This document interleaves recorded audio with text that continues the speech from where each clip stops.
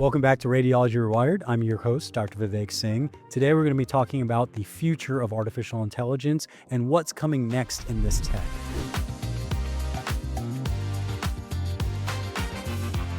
Particularly, we're going to be focusing on the new preventative techniques that are being developed by these new AI algorithms and how it's going to affect clinical care and potentially stamping out disease before it has even happened. Moving on to our keynote articles for this episode. This episode comes from UC San Diego Health, titled AI Surveillance Tool Successfully Helps Predict Sepsis and Saves Lives. So sepsis is basically going to be a constellation of symptoms that predicts the mortality. You can have high fevers, elevated heart rate, and elevated respiratory rate, and basically tells the clinician, hey, something is really wrong with this patient. And when you're exhibiting those types of symptoms, the chances of your mortality go up significantly. This is often related to infection or other factors going on with the patient. The problem is monitoring for this stuff. When do you get the combination of these fever, heart rate, all this type of stuff that tells you, hey, this patient is trending down and you really need to care for them more so than the other people who are filling your ICU. What they found was when they applied this artificial intelligence model called the composer model, they looked at 150 clinical variables for each patient in that setting. And they were able to predict sepsis from occurring before it even occurred just based on these various parameters. This resulted in a 17% reduction in mortality. This is huge. If you're able to use these factors that we're already measuring in the ICU to potentially predict which patients are going to do worse and ensure that they are treated early, you are really moving the needle, and it's really exciting technology for the future. The second article I wanted to talk about comes regarding Google Cloud and their MedPalm multimodal foundational model. What this is a basically comprehensive model that factors in all the clinical parameters for the patient: age, weight, height, past medical disease, lab values, imaging, and greatly just kind of compacts all that information and is able to spew out a report about the patient, what the suspected diagnosis might be based on their current presentation, and what treatment recommendations it has. What they found is that this model performs really well as a whole patient kind of comprehensive guide looking at all these different factors. It's really valuable. What they did notice, though, is that the recommendations can often be hallucinated and skewed toward the bias during these evaluations. And they found that the way to really go about fixing this is to constantly monitor the outputs and to provide more information, give it information if it's making an error or if it's biasing one way or the other. And I think this article really highlights what is going to need to be done for all AI systems in the future. It's going to need someone to monitor the outputs, it's going to need some new inputs to improve, and it's going to gradually improve to the point where we can actually rely on these to make good recommendations without hallucinating. Hey everybody, welcome back to Radiology Rewired. We're at the interview portion. I got a really special guest for you. We've got the Chief Business Officer for RapidAI, Dr. David Stoffel. He's an MD, MBA, did his medical school at Stanford. Is that correct? No, undergrad at Stanford, medical school and business school at University of Chicago. Okay, awesome. So you have a really unique perspective in that you've gone from the medical side through, venture capitalism to kind of running a startup now. So kind of take us through that because it's a really unique path in medicine. Yeah, well, first off, thank you for having me today. We're big fans of the podcast, so we appreciate the opportunity to be here. Um, yeah, I mean, I think about my career, I've kind of Forrest Gumped my way through it. I went to medical school and with the idea that I was actually going to get a PhD in economics at the same time. And I was going to be some ivory tower, economics medical person. After about 6 months, I figured the economic side wasn't going to work. And so I was there in medical school, figuring I'd just go into surgery, and had the opportunity to go to business school. And it just kind of blew my mind. It opened my eyes, not only about business, but what the healthcare aspects of business and what an MD could do in business. And that for me really changed the trajectory of everything. I did a investment banking internship, and I was trying to pay off some debts for a wedding. So I took that, but did that, and the rest is kind of history. I just stuck with it and went into venture capital and industry, as you said. Yeah, and you have a background in this Da Vinci surgical device, which is, massive these days. So, can you talk a little bit about the hardware development and that process versus what you're doing now in artificial intelligence more on the software side? Yeah, and I think if I take a step back, what I've always been interested in are technologies that change the standard of care and something that's going to be pushing the horizon forward.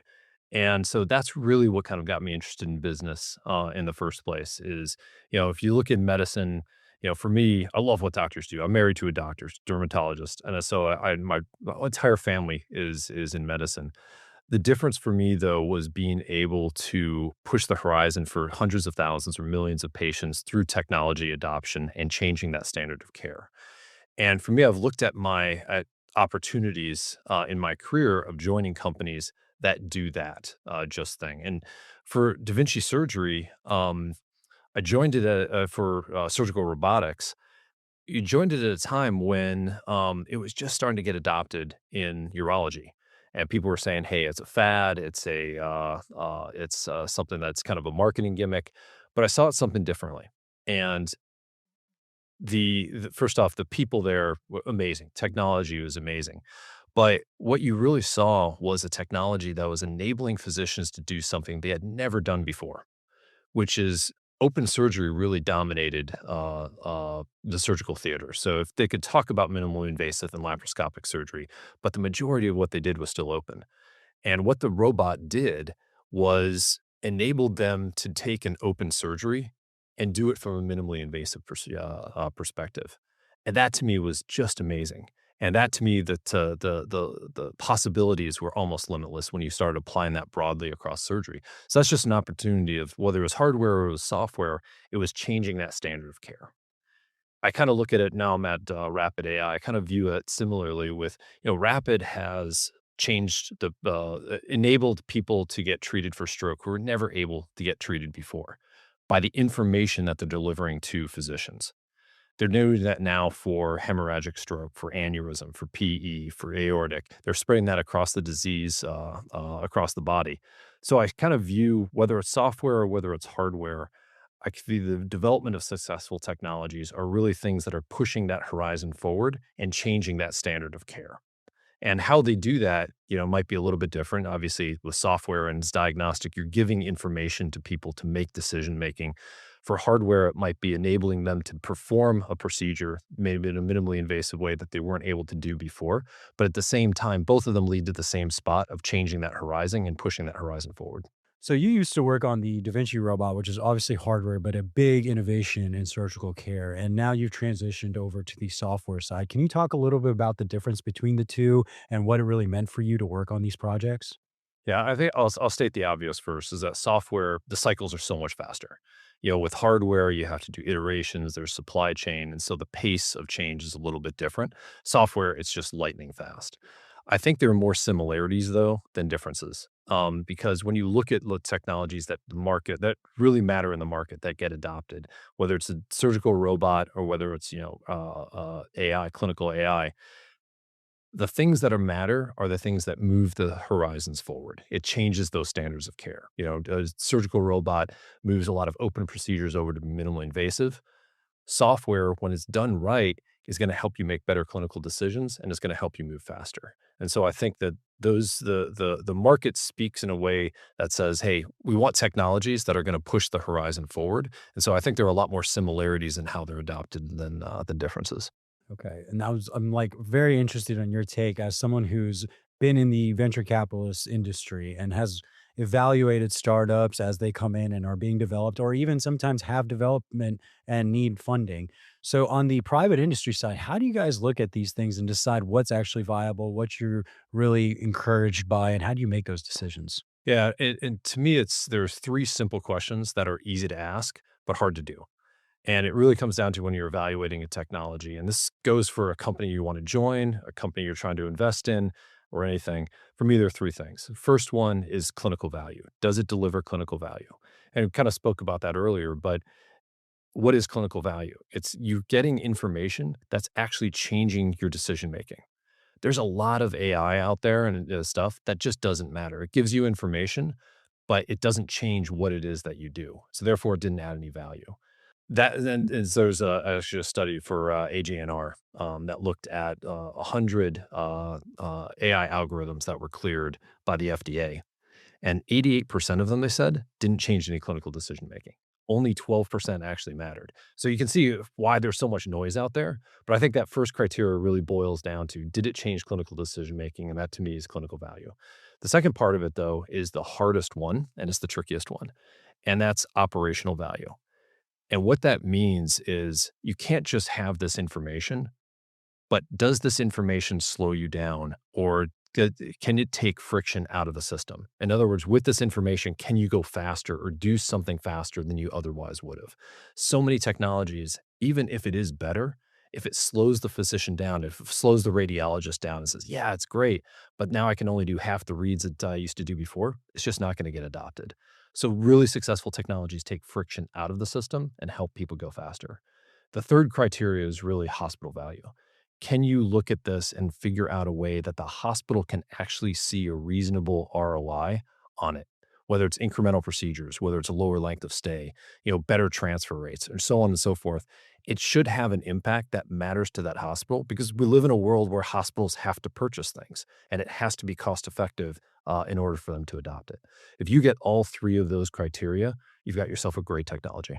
Yeah, and I think back now, I think about clinical, operational, and hospital value. Like, we've talked about so many different AI platforms, and the one we always keep coming back to, and not just because, you're part of the company and all that kind of stuff, but in the end, stroke care is like, I think, one of the premier examples of when AI is actually helping. Like you like talking about operational value, getting people to treatment earlier, having those neurointerventional teams ready already, getting that clinical information about the mismatch stuff, and actually dictating whether a patient is going to get a thrombectomy or not. And then, of course, with the hospital value, we talked a lot with the other neurointerventionalists about how they were so used to getting patients transferred that were maybe just drunk and not having a stroke, and the sinking cost that occurs in a hospital system on both ends, because the person who transferred that patient over is losing money just from not being able to keep that patient and take care of that patient who otherwise doesn't need a thrombectomy. And so I think those three components are really, really, like, it's great summary of like what we're actually looking at. Yeah, and I think that's a great summary. And you could take those lessons and not only apply them to stroke, like ischemic stroke, but apply that to hemorrhagic as well. You could apply that to aneurysm. You could apply that to aortic, pulmonary embolism. All these different disease states that we're now covering have that similar model of you're finding the disease, you're helping the physicians make faster decisions, you're disseminating that disease, the information, allowing them to make fast decisions, and the hospital benefits by getting better patients and better care for their patients. So, do you think that's maybe why some of these early AIs have kind of skewed toward the more critical findings, because they do end up providing the most value if they do work well?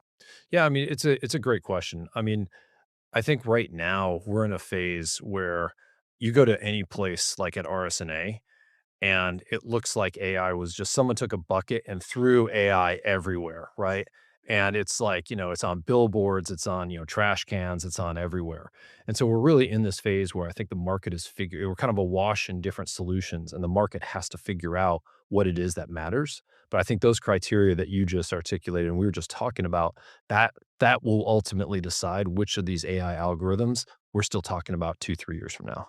So, along those lines, when a hospital has actually bought a, AI software and they're evaluating the ROI, how often are they actually investigating the returns on it? Is it every 3 months, 6 months? And like, when do they pull the plug and decide, hey, this technology is not for us, it's not paying dividends for us? Yeah, I can tell you that as a company, selling into a hospital, you want to highlight that value that you're demonstrating for the hospital. So if that hospital's bought a technology and they don't know its ROI, they don't know the impact that it's been having 6, 12 months after it's been purchased. Shame on the hospital shame on the company for not being able to highlight that value. I think it's really important that hospitals are busy. There's a lot of data being tracked, and so that's one of the things we have at Rapid. We have a data insights platform which tracks all the results and all the impact that Rapid has within your hospital. So you can access that and say, hey, this is how many patients we're seeing. This is how many patients we're treating. And it makes that impact really accessible. And so I think I'd kind of flip that question around and say, companies have an obligation to be able to highlight for the hospital and make it easy for them to see the impact that they're having. And if they can't do that or they can't have that conversation, I think it becomes really hard for that hospital to see how that technology would have a future there. Yeah, no, that's a great point, and I mean, you're bringing up how these are kind of the 3 criteria that you decide that, were those similar criteria when you were deciding whether some to invest in something, if as in terms of a startup, you're looking at those 3 key factors? Yeah, I mean, I think that when you're looking at for an investment too, you always and it matters in terms of the clinical value. Does the clinical question actually matter? You can answer a lot of different clinical questions and say, yeah, that kind of matters, but does it actually matter in terms of pushing? I get back to that pushing that horizon forward. And so I think as a venture capitalist, whether you're an entrepreneur, whether you're a venture capitalist, you're always looking for companies that are trying to answer the big questions because, look, we want to spend our time on the things that matter and you want to invest in the things that matter. And so I think those are kind of one and the same, but I think answering those big questions is an essential thing part. How do you see things moving out of the radiology AI space? I know you're kind of mainly working on that front, but I'm sure you get exposed to some of the new things on the horizon in terms of the broader clinical picture that's going to affect not only just radiologists, but clinicians, healthcare systems, predictive technologies. Can you talk about what you've been seeing in the AI space overall? I think the true promise of AI is that it can eliminate a lot of the standard deviation in healthcare delivery, but it also can raise the ceiling of what's possible. And what do I mean by that? Um, right now in stroke care, you take for example, or hemorrhagic care, you could show up at one hospital and not get scanned. You can get one scan and not have a transfer decision for 4 or 5 hours. Why is that? Is because they don't have access to the radiologist. They don't have access to the neuroradiologist. It takes them a long time to make these decisions. So, one of the things that Rapid has is the ability to diagnose a stroke or an LVO off of a non-con CT. That's a perfect for these types of rural hospitals who might not have these fast imaging protocols. So you can signal almost right away when that patient needs to be transferred. And what we've seen is that this can cut 40 to 60 minutes off of a transfer time for a patient. And when you think about it in terms of a stroke, where 1 minute is millions of neurons, and the difference between walking out of a hospital and being wheeled out of a hospital, that's a huge impact on patient care. So all of a sudden, now you're getting to where you're going to a rural hospital and you're getting diagnosed as fast as you would have if you walked into the hub. And that to me is the real promise of what AI can deliver is delivering on that equity of care where everybody can get a really great outcome no matter where they show up in the healthcare system. Yeah, and I've seen that kind of happen in my setting where we have, big academic hospitals, but we also have community hospitals.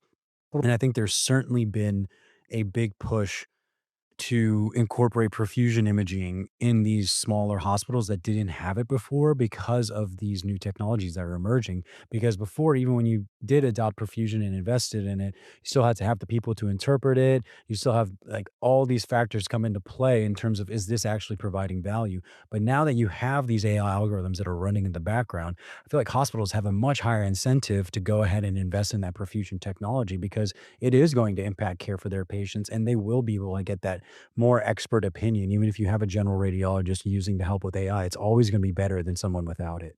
Yeah, and it's like almost having a neuroradiologist in every single hospital watching all the strokes. And that's or all the scans. And I think that's what AI can deliver is almost that help deliver is that expertise to anywhere in your hospital network. And that's a pretty exciting thing to see. Yeah, and some people have looked at the flip side and been like, well, all these AI technologies are very heavily adopted and skewed toward academic centers. They're getting so some people are like, it's almost increasing the disparity of care. Like these guys go, to like this big academic center and they get, 10 different AIs run on them and predictive technology, whereas someone in the rural environment is just sticking to their normal stuff. So I think we're still at this phase where, yeah, it's like equating care, but it's also just like, creating a gap. And we really got to find ways to integrate more and get it across the country and get it more into these rural sites. Oh, I totally agree. And I think that the technology adoption is not always led by the academics. It's actually many times led by the more rural sites or the mid-market sites because they're the ones trying to solve a problem where the academics might be trying to evaluate it. And so we love working with the rural sites in terms of we've seen them adopt early technology and have that impact and they're willing to experiment more because they know there's a problem and they want to innovate in order to address it. And so I've seen it, you can see it both ways. So tell me a little bit about you. You had touched on this, but you had mentioned that there's all this noise in artificial intelligence, all these new algorithms coming out that do specific tasks, and they might do them well, but they don't move the needle, right? They don't move the needle in terms of like you said, those operational value and the hospital value and all that kind of stuff. I've seen that in my own experience where we, maybe get like a nodule detector or a compression fracture measurer, and it's there for a few months and then just kind of falls off the map because someone decided it wasn't important enough or anything like that. So for these new startups coming out, like, is the ultimate goal just like you have to, like, your main focus should be providing value? Because right now it seems like let's try to figure out how we can do something better than a radiologist. And it seems a little bit discrepant in terms of what is actually meaningful in healthcare. Yeah, and I mean, there's the saying, "On not all AI is created equal," and that is 100% true. Because what you just described, I think we see more often than not is if it's just a simple triage platform, there is value in triage. I don't want to put that, but sometimes if it's just triage, where it says the AI algorithm says, "Hey, there's a problem on this image, you need to go find it." All of a sudden, that radiologist has to go and find that problem. And because technology is not perfect, it's not always there. And so what we do is at Rapid is recognizing that we always try to give you localization and visualization of that lesion. So you'll be able to very easily find it and say, okay, yes, I agree. No, I don't agree. But you're not wasting time trying to figure out, okay, what did that algorithm say? And that's many times what we see with these technologies that fall away. And these people say, it didn't really add any value. What they're actually saying is that, man, it slowed me down and it didn't change my decision making. It didn't give me any information that was actually actionable. And so I think with that lesson, and that's a lesson we learned in stroke, is that you have to be able to give that visualization. You have to be able to characterize things. And that's a higher level of FDA clearance, and that takes more time. But I think that's worth it in terms of the impact in the hospital and the stickiness you're going to see in the hospital. Because that's, we said earlier, I think a lot of these AI algorithms are going to go away just because of the reason that you said. Because in the end, if it slows you down and doesn't add any value, you wouldn't even use that in a kitchen appliance, let alone, in your healthcare Not to mention you're system. paying, You're paying thousands of money for it, dollars right? Yeah, every yeah, month you're to paying use money it. for that. Yeah, Yeah, it's you're paying money to go slower and not yeah. make any good decisions. So Yeah, yeah, and I think we talked a little bit about radiology and burnout and just how things have progressed in the past 20 years. Technology's advanced. A CT scan of the head used to be like 15 slices in the glory days of when you have these old attendings talking about it, and now we're looking at like 1,000 slices and then reconstructions, canal views, like all these permutations to be more sensitive about stuff.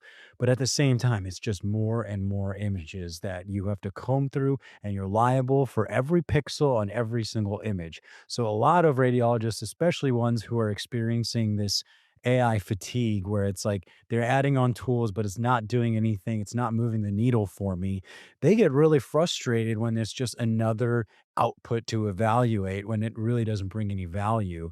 So I guess my point is like, the burnout and like ameliorating burnout is not going to happen unless we have useful AI tools like you're mentioning that are actually going to be helpful. And I think that's what the industry is kind of realizing now. yeah, and if it's worthwhile, I mean, it's just one more alarm, one more bell, one more whistle. I mean, you think about your own phone. How many apps do you have that have completely useless notifications? Yeah, you're going to delete that app. It's the same thing with radiology, and if it's just one AI that's going to give one more alert, one more alarm, the counter to that is, oh my gosh, is it not alarming me when there is something there? It's the missed things, and that's an equally important side of that equation because you certainly don't want to miss anything and have the AI give you a false sense of confidence. And so, again, we try to design everything to have mid 90s sensitivity and specificity, and we keep iterating and investing in that innovation until you're in, the high, until you're in the high 90s. And I'll give you an example. We started out with our ICH module 1.0. Um, Mid 90s type of sensitivity and specificity. And now we're on version 3.0. That's 98% sensitive and 99% specific. Same thing with aspects, same thing with our LVO. It's continually investing in this innovation, and that's a tremendous thing about AI is that you do get access to this information and these images that enable you to improve your algorithms over time. Is it more the hospital's responsibility who bought the AI to monitor the outputs and ensure that they're not making mistakes, or is it more on the company to individually monitor each hospital's outputs to make sure that their technology is not skewing one way or the other? I think what you just described is really, really important because to me, it's a partnership and a program. If you just dump an algorithm or a system on and you don't have this 24/7 service, like live support, you don't have live people working with your folks to, okay, now we have this algorithm. How are you going to change your workflows and to take the most advantage of that?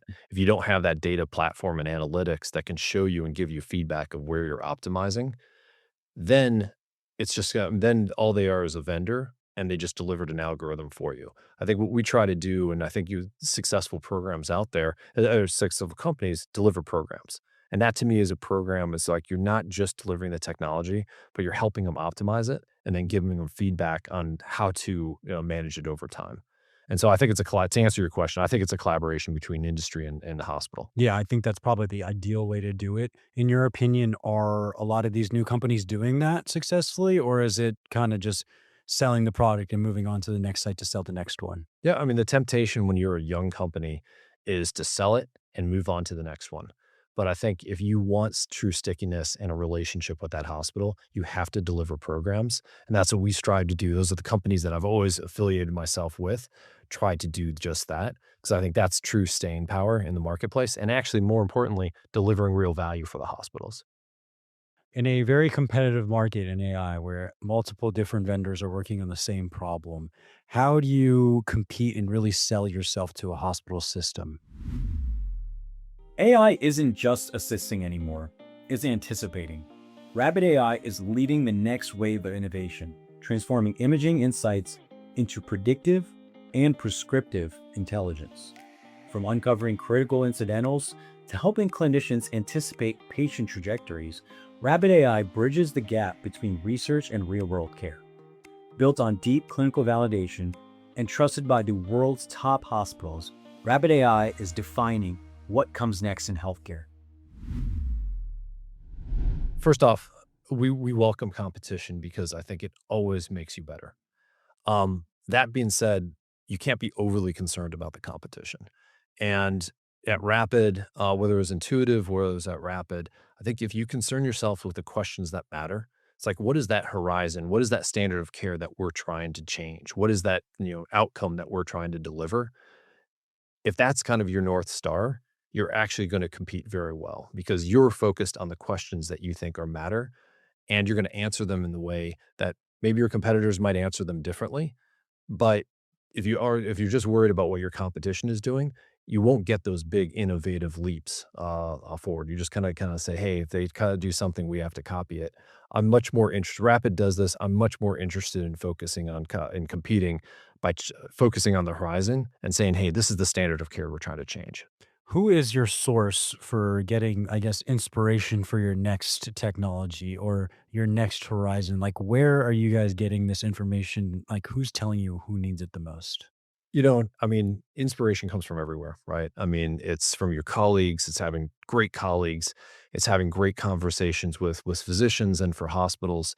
But I think one of the biggest inspirations you can have is have relatives going through the system, and just to see how they experience things. And unfortunately, I've had relatives affected by stroke, and you could see the care that they many, many years ago, 10 years ago, and you see how they suffered. And those to me are the biggest motivations, but also the biggest inspirations in terms of like, hey, these are there are still big questions and big problems in healthcare to go tackle. You really see it. Like I said, if you have a relative going through it, I think they're pretty obvious. But that to me is motivation and inspiration. And for these new startups that are coming out, I know you were talking about how you look at operational value and hospital value for a brand new technology, brand new algorithm that hasn't been tested yet. How do you guys evaluate those in their infancy when they're just something new? Yeah, I mean, I think that we go back to the fundamentals. Is this a question worth answering, and can we give them information that matters? And if that algorithm is worthwhile and it's going to do that, man, that's something we'll go after. But I think you have to be very clear-eyed and very honest about whether this information is actually useful. And then if it's useful, can we translate that into a way that helps people go faster? I think we're developing a workstation for radiology. Um, and Something integrated, please. Like, yeah. Yeah. Oh, 100%. The workless prioritization. It has an AI orchestrator that allows you to manipulate all the measurements and all the images before committing over to PACS. It'll have the ability to translate automatically all the measurements over to your notes. And that's just an example of taking that and enabling you to go faster and taking that information. So it's not just one. I guess what I'm saying is that it's not just one algorithm. You have to have that complete thought of how it's delivered and then the outcome it's delivering to the hospital. And once you've had that complete thought, then thing's ready for development and ready to go. Do you think imaging companies or AI companies that are related to imaging are now, it seemed like when it first started, it was almost like, how can we do it better than radiologists or get them, make them like not needed for this task necessarily? Do you think we're shifting more toward optimizing radiology workflow in the sense that, hey, we're just going to need these people. We're never going to be 100% correct. So let's try to cater toward them. Is that happening overall? I think no matter how good AI gets, the doctor is always going to be at the center of the decision making. I think what the promise of AI gets to is it can remove a lot of the mundane tasks from your day.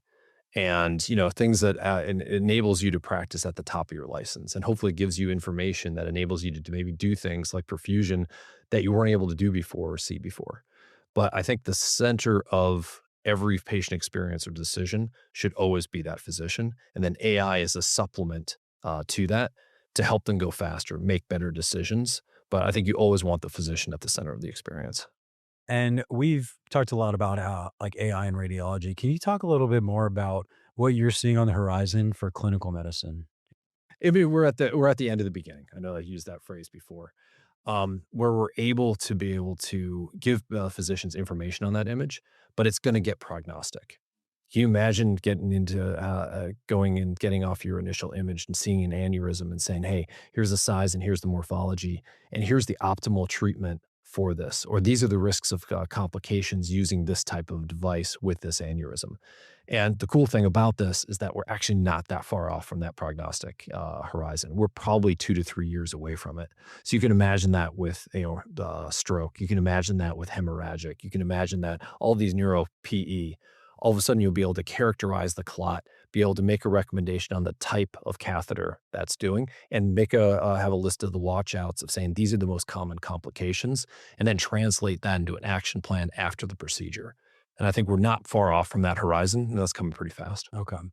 How do you feel about some of these for-profit kind of out-of-pocket preventative imaging screening programs that have popped up in the past couple of years? Like, for example, Pernuvo charging like, $5,000 out of pocket for full body MRI, just looking for any abnormalities, claiming like a 2% malignancy catch rate. How do you feel all those things are going to evolve in the future? Do you think it's going to continue like that, or is this too much bad where we're just catching false positives and causing a lot of fear and anxiety in patients?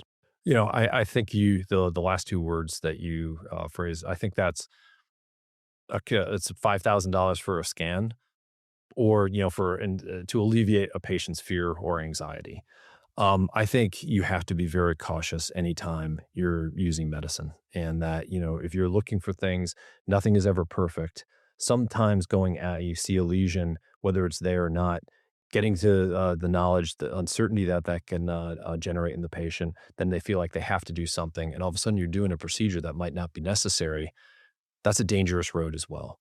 And so I'd look at that as, people have to make decisions for themselves, but I look at that with a high note of caution in terms of just it's you might be going down a pathway you don't want to go down. I think you always, if you are going to do a scan, you're gonna find something, and sometimes going after it could be worse than and finding out there's nothing there at all. You're worse off than you would have been without having that scan. Yeah, I think about like, just unnecessary biopsies occurring and then you get a pneumo. Complications from Yeah, that. you get Yeah, a pneumo exactly. and now Yeah. you're in the ICU with a chest tube for a calcified granuloma that popped up on your MR diffusion map. Like, I mean, it seems a little crazy, but again, it's like at the same time, there's this huge population where we're moving toward like preventative care and screening. Like, I was reading about these new technologies that are coming out for you to like screen your embryos and optimize for this eye color and this thing and pick the embryo based on that. I worry sometimes. I think there's going to be a huge population that can afford it, and they're going to start trending toward these out of pocket services, and we're just going to get this disparity in healthcare at some point too. What do you think about that? Well, you know what? I'd flip the question around a little bit. I think where the disparity of care that matters is in patient accessibility to their information. I mean, you know this as well as I do, is, patients sometimes have to carry a CD to get their images, and they have to go to a hospital, the imaging room, which is down below the basement, below the morgue, and they're, getting this, our CD, and they're carrying this over to their next physician. I think that's just a system that has to go away. And physicians being able to, or patients being able to access their imaging, being able to share it seamlessly across, the system, being able to share it with physicians, I think will be, and then you can eliminate all the repeat imaging that's needed. I think that type of redundancy and that type of accessibility is something where we should be, I think we are addressing it, and we should be addressing it, because I think that's a big source of inequity. I think a lot of that can be fixed if, like, we start transitioning to more cloud-based packs and like having storage over there. And I mean, I'm sure you're pretty well versed. I know Rapid does some stuff with cloud-based stuff, but like, what are the barriers to this? Why is it taking so like? Why am I still, yeah, taking CDs and putting them and finding a CD drive? Like, why is this still happening? What is the barrier for large-scale cloud adoption? I think that the first and issue with cloud adoption is cybersecurity. As you know, with IT, it's renewed emphasis. Every hospital is undergoing some sort of cybersecurity issue. Right now, there's a major chain that we work with just had their entire cloud network shut down because of a single email that was opened on a computer, and this is a huge network. And so that's why we've actually adopted a hybrid architecture. And it's cloud first, it's always cloud, but it also has an on-prem component. And the on-prem helps it go faster. But in the event of a cyber attack, um, that on-prem component allows the entire system to keep working. And especially when you're dealing with life-saving treatments like hemorrhagic stroke, PE, ischemic stroke, that's incredibly important to be able to keep it going. So I think one of the big barriers for adoption has been thinking through that cybersecurity element, and as they should, because the cybersecurity risk is real. Hmm. And I think one of the things that I feel like when radiologists who are in practice look at technologies, our product as radiologists is our report, right? Our impression, our report, all those words that we're putting together, looking through the study, but you got to put it down on paper, and that's what you bill for. Are you guys or any other like, is it a general shift toward maybe moving toward reporting and speeding that up? Is that something that's on the horizon for us? Yeah, I think everything should be going faster. I mean, I think with the radiology report, sometimes you guys are forced to do a preliminary read because you can't get the report out fast enough. By the time the report comes, maybe they're already in the interventional suite and saying, yeah, great, thanks. I think the faster you can get that information and the more that whole process can be automated, the more that report can become relevant to the actual decision making of care. And I think that that is really one of our missions, is to put as much automation as we can, so you guys are actually thinking about the care of the patient and making the diagnosis on the disease, as opposed to trying to scrape some numbers here and carry it over there, and kind of the prosaic parts of the job, I think, can be really automated and make a big impact on the speed of care. Okay.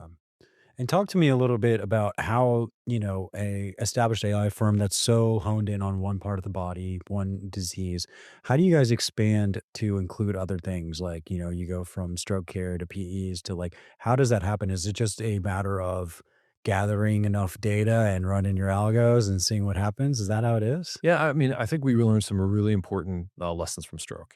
Of like what really matters in really, really, hard. I mean, stroke is really hard, and what information kind of matters to physicians and how do you deliver it. And we've taken those lessons and applied it not only in the rest of the neuroscience space, but also throughout the rest of the body. So we now do PE. We're about to do aortic, and I think one of the cool things you say about the cloud um, is that we can now bring in any third party algorithm that is making a difference and offer it to our hospital partners. So as a part of this hybrid architecture, you not only would have access to rapid algorithms, you could have access to any other type of algorithms as well, or we can work with hospitals to help them develop their own algorithms. And so I think that's a really cool thing, a phase to be getting into, and I think it's going to be a big value add for the hospitals. Yeah, I did not know about that until Dr. Albers was explaining it to me, and I was like, "Well, when do we get that?" Because that just sounds like the ultimate solution where you can just have, like, a, central vendor that's reliable, that's managing the bulk of the stuff for you. And then if you do have certain indications for this special technology that they're not necessarily doing, you plug and play.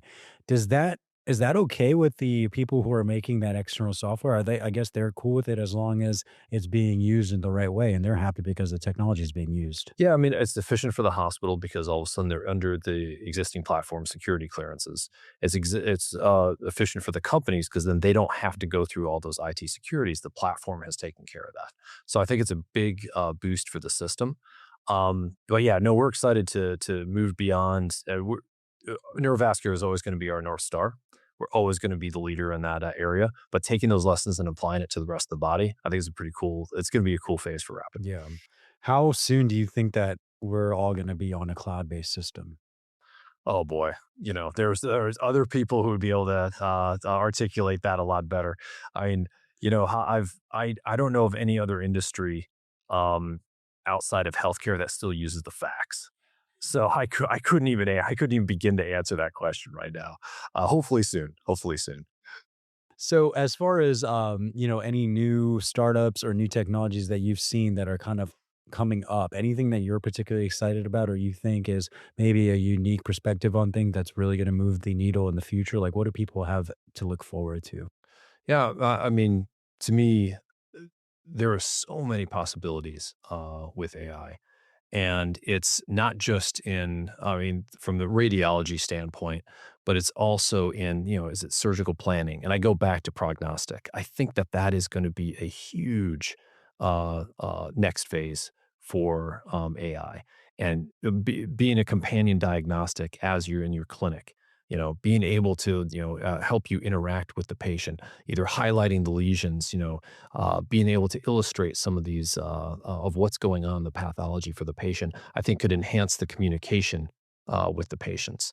Have patients having access to it and be able to bring it home and being able to share it with other hospitals is going to facilitate the speed and the transfer and eliminate a lot of that excess imaging and enhance the overall efficiency of the exchange. But I think what I'm really excited about with AI is the prognostic capabilities. And like I said, I think that's coming soon, but I think that's going to be a great new phase. Yeah, we talked to them in a couple episodes before we were discussing some of the localized trials that they've done. One of the places I was talking about was UCSD, and they ran their ICU patients through like 150 clinical parameters through these algorithms that it's just pulling these 150 facts.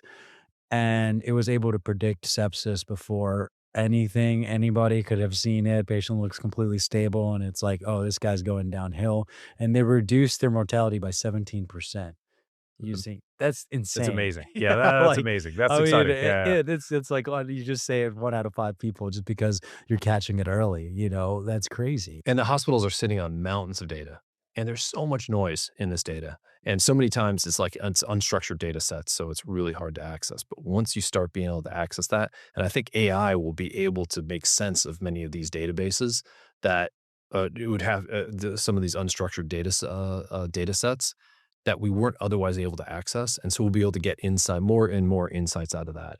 So it's not just on the algorithm side, it's the amount of access or the AI can help you access data in ways that you're never able to access before. Right, and spot trends before they even start occurring or to us before they start occurring? Yeah.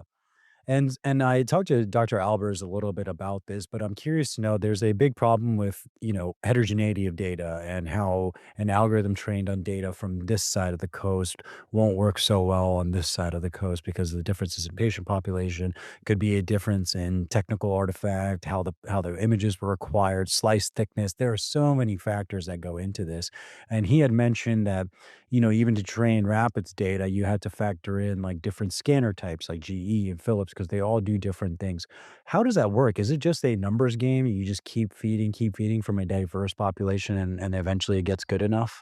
Yeah, this is an interesting point because sometimes people think that when's FDA cleared, oh, that algorithm is fine. The minimum clearance from an FDA standpoint is 80% sensitivity and 80% specificity on a limited data set. And so I think it's really important when you're looking at algorithms to see, hey, what size of the patient population was it trained on, and what's the real world evidence that you've been getting? Because many times, you get some performance parameters that it was approved on, and the real world performance is very different. That's why it's important for us. I mean, clinical literature and clinical validation is one of our North Stars. We always publish. We have over 700 publications, 11 New England Journal of Medicine publications.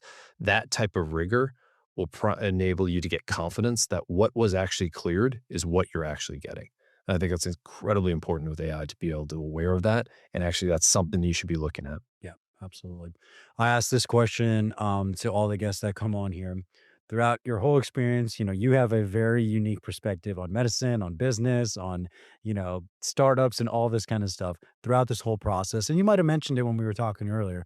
What is one, eye-opening experience that really rewired the way you thought about medicine, about healthcare, anything like that?